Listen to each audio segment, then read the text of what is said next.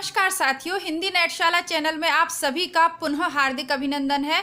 जैसा कि आप सभी जानते हैं, अपने इस चैनल पर हम तैयारी करते हैं हिंदी की उच्च स्तरीय प्रतियोगी परीक्षाओं की प्रमाणिक पुस्तकों के माध्यम से। इसी क्रम में हिंदी व्याकरण से संबंधित हमारी यह सीरीज चल रही है, जिसके अंतर्गत हम सॉल्व कर रहे हैं संज्ञा से लेकर अव्यय तक। इस प्रकरण के अंतर्गत जितने भी प्रश्न आपके सभी पुरानी परीक्षाओं, चाहे आपका DSSB हो, UP TGT, PGT, LT grade, GIC प्रवक्ता भर्ती, आश्रम पद्धति भर्ती, जितनी भी परीक्षाएं जहां व्याकरण से संबंधित प्रश्न आ रहे हैं जिस भी राज्य के, उन सभी प्रश्नों का संकलन है। इसे आप प्रैक्टिस सेट, सॉल्व्ड पेपर, मूल्यांकन पत्र अथवा हिंदी व्याकरण के इम्पोर्टेंट MCQ सभी के अंतर्गत इसे हल कर सकते हैं। किसी भी रूप में देखें, प्रश्न आपके यहीं से बनते हैं और आगे भी बनेंगे। आज का पहला प्रश्न, निम्न विकल्पों में से उस विकल्प का चयन कीजिए जो भाववाचक संज्ञा का सही विकल्प नहीं है। सिलाई, भ्रातृत्व, दानवता और क्षुब्ध। तो ये जो क्षुब्ध शब्द है, यह भाववाचक संज्ञा का उदाहरण नहीं है। सिलाई, भ्रातृत्व और दानवता यह भाववाचक संज्ञा के उदाहरण हैं। भाववाचक संज्ञा क्या होती है? किसी भाव, गुण, दशा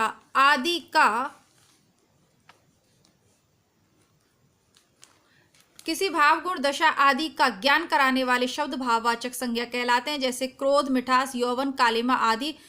कुछ भाववाचक संज्ञाएं स्वतंत्र होती हैं तो कुछ अन्य शब्दों की सहायता से बनती हैं। आज का दूसरा और व्याकरण की सीरीज के अंतर्गत 112वें नंबर का प्रश्न देख लेते हैं। निम्न विकल्प में से उस विकल्प का चयन कीजिए जो मध्यम पुरुषवाचक सर्वनाम का सही विकल्प है। मध्यम पुरुषवाचक सर्वनाम, उसकी, वह, मेरे और आप। सही उत्तर का चयन कीजिए आप। इसका सही उत्तर है आप। ये कल के इसमें मैंने आपको समझा दिया था पूरी तरीके से कि कौन सा उत्तम पुरुष है, कौन सा मध्यम और कौन सा अन्य पुरुष। विशेषण के भेद का सही विकल्प, मुझे खाना बनाने के लिए थोड़ा सा सामान चाहिए। थोड़ा सा संख्यावाचक, गुणवाचक, परिमाणवाचक और सार्वनामिक। तो यह परिमाणवाचक विशेषण है। थोड़ा सा मात्रा के बारे में यह इंगित करता है, अतः परिमाणवाचक विशेषण का यह उदाहरण है। हमारे विद्यालय में 200 विद्यार्थी पढ़ते हैं। विशेषण के भेद का सही विकल्प होगा 200 विद्यार्थी पढ़ते हैं। गुणवाचक, संज्ञावाचक, सार्वनिक और परिमाण। तो ये संख्यावाचक है। DSSB TGT के प्रश्न चल रहे हैं जो देखने में बहुत ही इजी हैं। उस विकल्प का चयन कीजिए। सर्वनाम के भेद का सही विकल्प वह फिर प्रथम आया। वह फिर प्रथम आया है। प्रश्नवाचक, निजवाचक, निश्चयवाचक, संबंधवाचक। वह, तो यह जो वह जो कोष्ठक में दिया हुआ है, यह क्या है? निश्चयवाचक सर्वनाम है। यहाँ निश्चिंत है कि वही व्यक्ति प्रथम आया है। भाववाचक संज्ञा का सही विकल्प नहीं है। कांति, धीर, चौड़ाई और नीलिमा। तो धीर नहीं है। कांति, चौड़ाई, नीलिमा सभी भाववाचक संज्ञा के उदाहरण हैं। पदार्थ की अवस्था, दशा या भाव का बोध करा रहे हैं, अतः ये क्या है? भाववाचक संज्ञा। धीर नहीं है।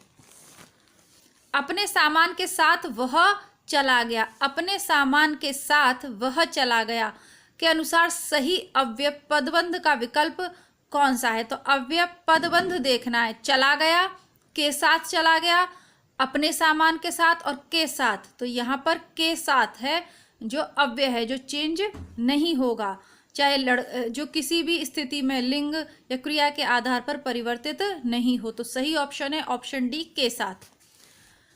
आगे देखते हैं। आज के इसमें अधिकतर प्रश्न DSSB के ही हैं।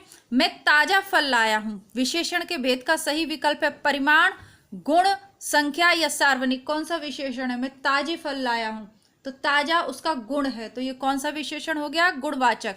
DSSB TGT PGT के सभी प्रश्न अत्यंत ही सरल हैं। यूपी TGT PGT के व्याकरण में इतने सरल प्रश्न नहीं आएंगे।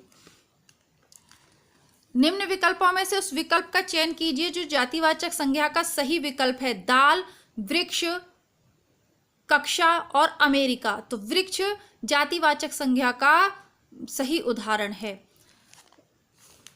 पदों का परिचय वाला विकल्प चुनिए। उपवन में सुंदर फूल खिले। तो सुंदर को कोष्टक में लिखा गया, तो सुंदरता क्या है? गुण है, तो इसमें बिल्कुल नहीं सोचना है, गुणवाचक विशेषण है। तेज चलने वाली गाड़ियां प्राय सबकी पसंदीदा होती हैं। इसके सही विशेषण पदबंध का विकल्प चुनना है।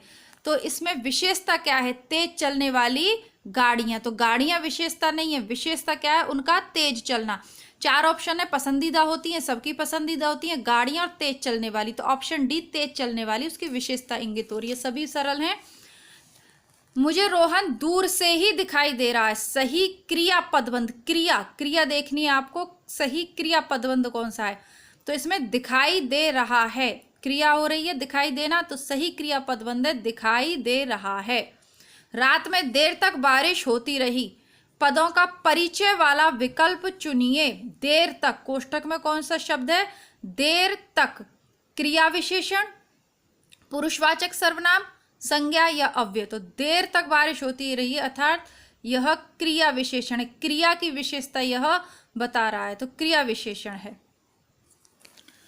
पुरुषवाचक सर्वनाम का सही विकल्प है अन्य पुरुषवाचक मैं, वे, हमारा, तेरा। कल ही मैंने समझाया था आपको, तो इसका सही उत्तर होगा ऑप्शन वे। आगे देखते हैं। सुमेलित करना है। अशिष्ट, राजस्थानी, अस्वस्थ और प्राचीन 4 शब्द दिए हैं, तो इनको सुमेलित करना है। तो आप देखिए अशिष्ट क्या है? दोषबोधक गुणवाचक विशेषण। राजस्थानी क्या है? राजस्थानी स्थानबोधक गुणवाचक विशेषण है। अस्वस्थ क्या है? दशा को बता रहा है कैसी, तो ये दशाबोधक। प्राचीन क्या है? कालबोधक, है ना। बहुत ही इजी है ये हरियाणा टीजीटी का प्रश्न अब आपके प्रारंभ हो गए। हरियाणा टीजीटी का दूसरा प्रश्न देखिए। विशेषण से निर्मित भाववाचक संज्ञा कौन सी है? लड़कपन, राष्ट्रीयता, बड़प्पन, लिखावट। तो भाव किस में दिखाई दे रहा? बड़प्पन, बड़ाई, बड़प्पन, बड़ा। तो ये बड़प्पन शब्द जो है ये भाववाचक संज्ञा से निर्मित है। ये विशेषण से निर्मित भाववाचक संज्ञा है बड़प्पन। लड़कपन जातिवाचक संज्ञा से निर्मित विशेषण है और लिखावट क्रिया से निर्मित विशेषण है। अनिश्चयवाचक सर्वनाम नहीं है। अनिश्चयवाचक सर्वनाम नहीं है। कोई ना कोई तो मेरी बात सुनेगा, कोई ना कोई हो गया, अनिश्चय हो गया। किसी ने पत्थर मार दिया, यह भी अनिश्चय। हमने भारत में रहकर बहुत कुछ सीखा, अब क्या सीखा ये पता नहीं है, बहुत कुछ सीखा, तो ये भी अनिश्चित है। निश्चित क्या है? सब लोगों ने एक दूसरे को अपने अपने पते दिए। किसके पते दिए? अपने अपने पते दिए। तो ये निश्चिंतता का बोध हो रहा है, अतः निश्चयवाचक, यह अनिश्चयवाचक सर्वनाम नहीं है, निश्चयवाचक सर्वनाम है। आगे देखेंगे। सुमेलित करना, ये हरियाणा टीजीटी के हैं। जैसा मैंने कहा कि DSSV के बहुत सरल हैं, इतने सरल अन्य राज्यों में नहीं आते। स्थित्यर्थक पूर्ण अकर्मिक क्रिया कौन सी है? स्थित्यर्थक पूर्ण अकर्मिक क्रिया है रामू सो रहा है। गत्यर्थक पूर्ण अकर्मक क्रिया क्या है? लड़का तालाब में तैर रहा है। एक कर्मक क्रिया क्या है? लड़का पुस्तक पढ़ता है। द्विकर्मक क्रिया क्या है? द्विकर्मक है माँ बच्चे को फल देती है। ठीक है, आगे देख लेते हैं।